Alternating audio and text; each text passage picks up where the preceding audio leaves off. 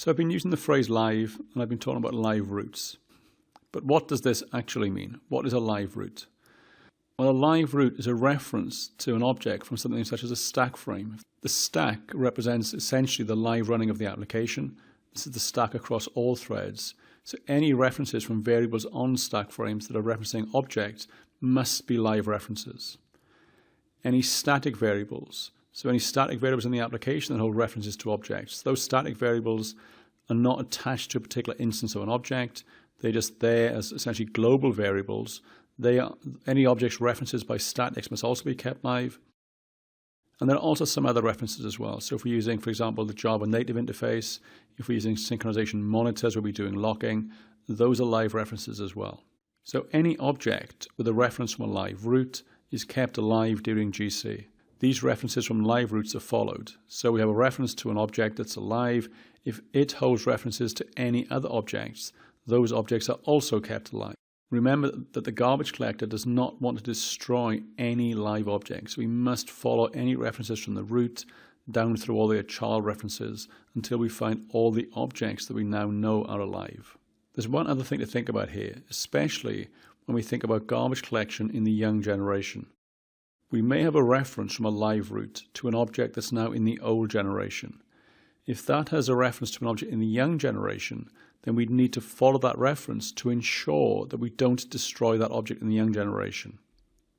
So here in this simplified diagram, we have a route set where we have two live routes. One references an object in the young generation. We follow its references and keep those objects alive.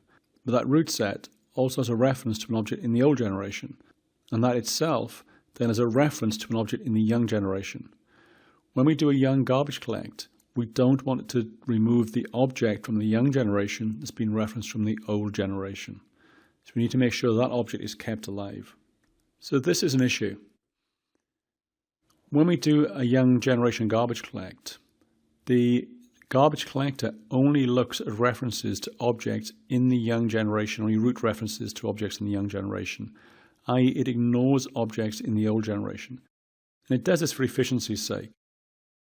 If we need to look at objects in the old generation, then we may as well do a garbage collect in the old generation as well. We have to load everything into memory, we have to scan the entire memory set, and this sort of defeats the purpose of having multiple generations into which we can do garbage collections. To fix this issue, we have something called a card table. So what happens is this.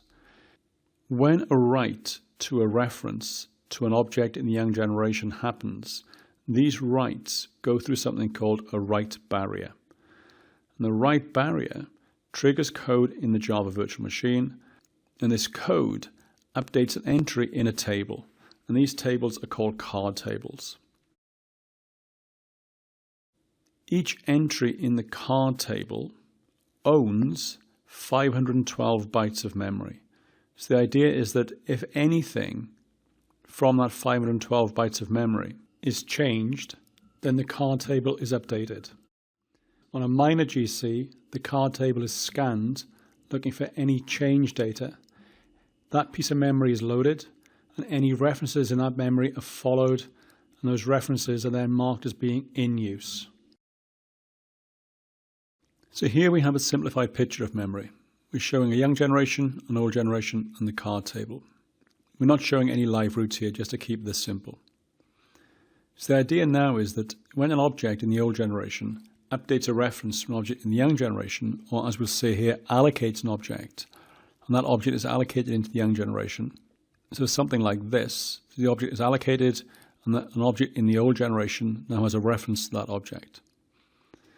When this happens, that write to memory to allocate that object goes through a write barrier. The Java VM manages the write barrier, and when it sees this write, it updates the corresponding entry in a card table.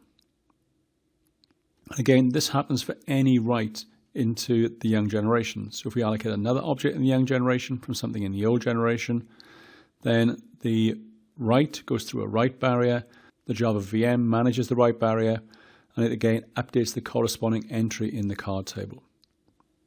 So now when the garbage collector runs and collects the young generation, it starts with the live routes, follows those live routes to any object in the young generation. follows any references from one object in the young generation to another. A young generation garbage collect doesn't look at references to objects in the old generation. Instead, what it does is it scans the card table. If it finds any marked areas in the card table, it loads the corresponding piece of memory and follows those references and marks those objects as being alive.